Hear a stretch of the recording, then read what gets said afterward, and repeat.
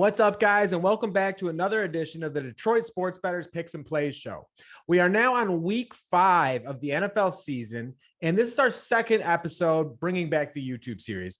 The first episode of the YouTube series, we went 6-1, crushed it, and almost beat it this past week with week 4. We ended up going 5-2. Okay, so another great week. We have another great slate this Sunday. We're going to get into some more picks. But if you haven't signed up with DraftKings Sportsbook, everything that the Detroit Sports Bettors does is brought to you by DraftKings Sportsbook. We are partnered directly with DraftKings.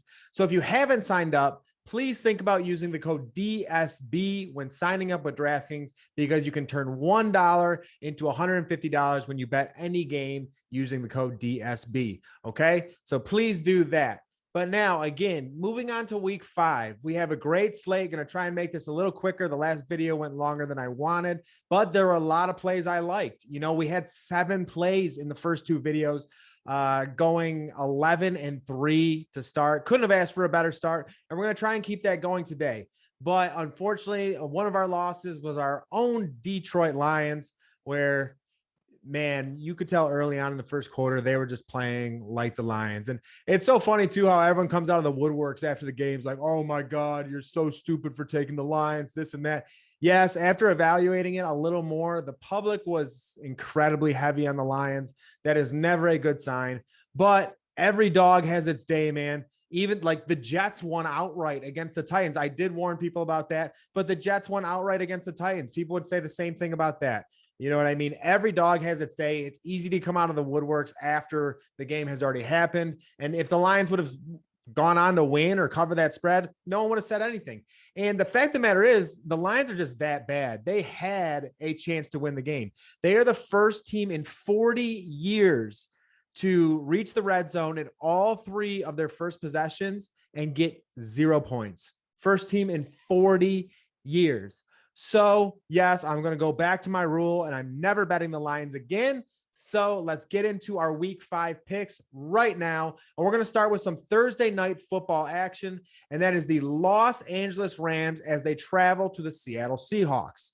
The Seattle Seahawks are coming off a big win against the San Francisco 49ers, where Jimmy Garoppolo went down and they relied on quarterback Trey Lance. You know, Trey Lance is a rookie. He showed some bright spots. I mean, Deebo Samuel was just a complete coverage breakdown.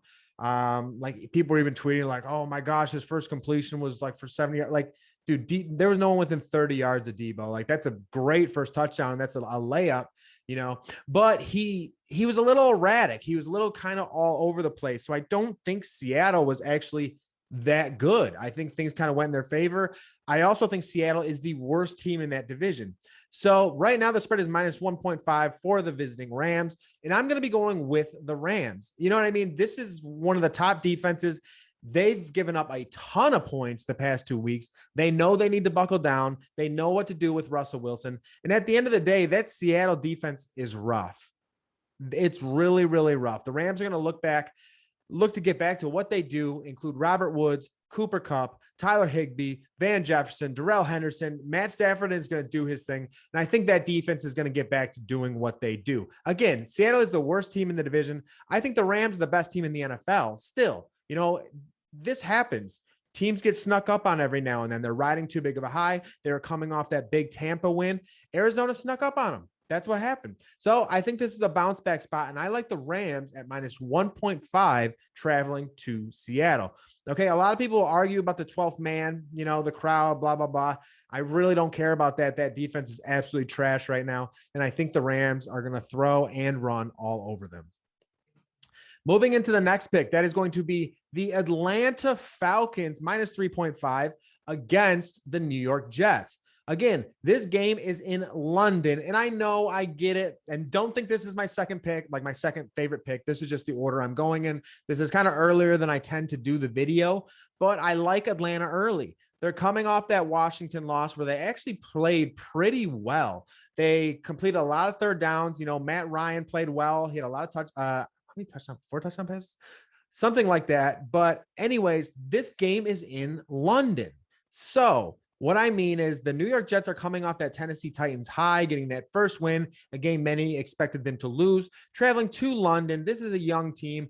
I'm going to go with the experience, and I'm going to go with Matt Ryan, Calvin Ridley, Pitts, Mike Davis, and all those guys. I think Atlanta is the better team. I think this could be a low scoring affair as well. I don't see a lot of points in this one. I didn't look at the over under, but I know this is Atlanta minus 3.5, and I'm going to go with Atlanta here to cover the minus 3.5 in London against the young New York Jets. Okay, moving on to the next one. I have the Pittsburgh Steelers -1 at home against the Denver Broncos. And this might be one that you want to get somewhat early because currently it's -1. And this, from what I've heard, this is the Drew Lock line. So if Teddy Bridgewater comes in, the line could change a little bit and it changes the outcome of the game slightly. Either way, I like the Steelers here because, I mean, Drew Lock might turn the ball over a little bit more, but Teddy Bridgewater isn't going to stretch the field as much as Lock. So both have a little bit of a give and take. You know, Lock might turn the ball over. Teddy might not be able to fit it into those tight spots where you need to get those third downs. But either way, the Pittsburgh Steelers, their backs are truly against the wall. This team is 1-3. They haven't won since beating the Buffalo Bills, and they've shown that they can beat a tough team and they can surprise someone as well, like week 1 against the Bills. This is also in Pittsburgh, where last time in Pittsburgh, they got embarrassed by the Bengals. So again, this is a 3-game skid, and I think they get it right against the Broncos. The team is slowly getting a little more healthy. Big Ben is missing some throws, but Deontay Johnson is back. TJ Watt is back. And again, I don't think this Broncos team is as good as they show early on. They won the games that they should. And then when they played a Ravens team who's on a different scale, a little bit tougher, but still not that crazy good, they lost, and they lost pretty handedly. The Ravens were in control the entire game. So I'm going to go with Pittsburgh -1. I like Big Ben to get that ship right. I like Mike Tomlin to get that ship right. And they're going to go to 2-3 against the Denver Broncos. Again, -1. And that does not mean I'm changing my pick at all on the Pittsburgh Steelers. I do not think they are good. I still think they go 7-10. Moving on, we have, you guys have heard me talk about them, the Cincinnati Bengals getting +3.5 at home against the Green Bay Packers. For me, I think this is a great spot for a visiting Packer team because I think this is a letdown spot for the Packers. The Packers just lost Valdez-Scantling. They lost Darius Smith, their edge rusher, as well, and they are experiencing more injuries. Now, on the other hand, for the Bengals are getting back T. Higgins, one of their top wideouts, and then they're getting back Jesse Bates as well, one of their best safeties. So, which is huge when going up against someone like Aaron Rodgers who can stretch the field. But one of his top deep ball targets, Valdez-Scantling, is gone. I think Cincinnati can hang tough at home. They've shown that they can play with anyone. You know, the game that they lost against the Bears was just ugly on the road. They were just flat. Like, I don't know. Those games just happen in the NFL now and then it just sneaks up on you. But I think this could be one where the Bengals actually sneak up on the Packers. And getting 3.5 at home, I think this is a game that they can keep close. That defense has been playing better. That offense is really, really clicking. Joe Burrow looks great. You know, Jamar Chase, Tyler Boyd coming on that slot, catching a ton of balls, sure-handed. T. Higgins coming back, another guy who can stretch the field. I think the Packers are in trouble in this one, and I'm going to be taking the Bengals +3.5. Now, this is my last pick. I'm not going to be doing any player props this time. This season, I've been very, very successful with spreads and over-unders. I'm just going to stay with that. It seems like every time I pick a player, they end up twisting their ankle or something like that, and then I lose a player prop, and I just end up adding an L to my record. So I'm just going to avoid that this go around. But this would be and this is one you need to watch as the week progresses because it is a primetime matchup. And this is the Indianapolis Colts traveling on the road to the Baltimore Ravens. Right now, this is +7. And I like the Indianapolis Colts getting 7 against the Ravens. This is a tougher team than really given credit. They've had a lot of injuries early on. They have a good defense. That run game is starting to click. And the Baltimore Ravens haven't been stopping everyone. You know what I mean? The Denver Broncos had some good rushing attacks against the Baltimore Ravens. And I think the Colts can do the same. Now, a lot does depend. Everything honestly depends on if Carson Wentz plays, which I think he will. If he played last week, I don't see why he wouldn't play this week. You know what I mean? Again, it's 7. I'm not sure what way this line is going to go. I think a lot of people might side with the Ravens, honestly. So I could maybe see it going up a 0.5, and then you could get a hook out of it. So again, I'm trying to release this video a little earlier, just so you can get the Thursday night football pick. I do actually like that Rams one this week. I think that's a good one. I think, again, they're in a great bounce back spot. But this Colts one, you might be able to wait on and get that 0.5 at the end of the week. Okay. So that would be potentially my favorite pick. You know, again, that stifling defense. I think they have enough time to game plan for Lamar and that rushing attack. Oh my goodness, I can't believe I almost forgot about this.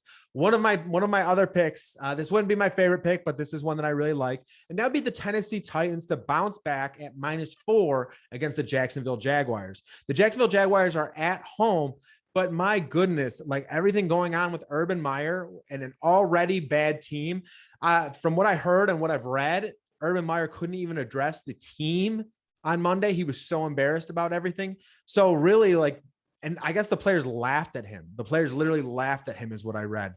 So I don't know. I'm not going to buy into that. I'm not so sure how much Urban Meyer is going to be able to focus.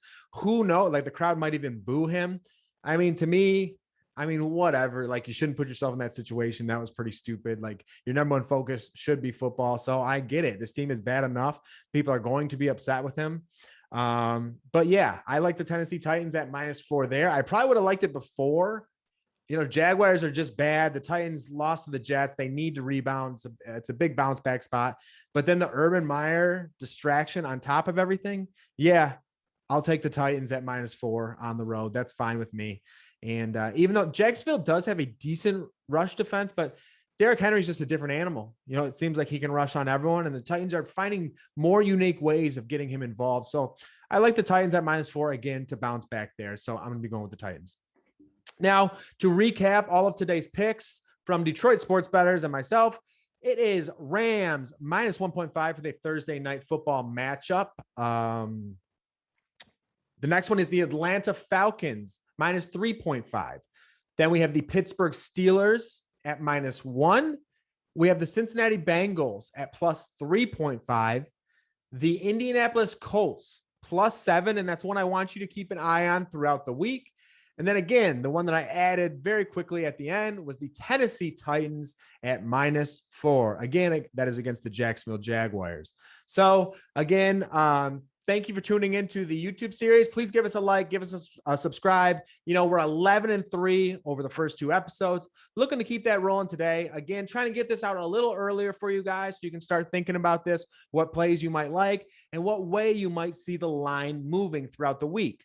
Okay. Remember, Detroit Sports Bettors can be found on YouTube. The biggest social media outlet is definitely our Facebook. You know, that has around 6.1 thousand people in there now giving picks, plays, everything, every single day. So Detroit Sports Bettors on Facebook, go search for that. We will add you right away if you'd like to join the group. Again, please like or subscribe so you never miss these. We are 11-3. We have a podcast on Apple and Spotify. You know, again, Detroit Sports Bettors. We have the Twitter, Detroit Bettors. I run that Twitter and I give out picks and plays on that. And then we also have the Discord. But to get the Discord, you need to get in the Facebook and ask for it. Okay. There are a ton of people in that Discord giving picks and plays every single day. And then we have capper competitions. You know, we have a little bit of everything in this group.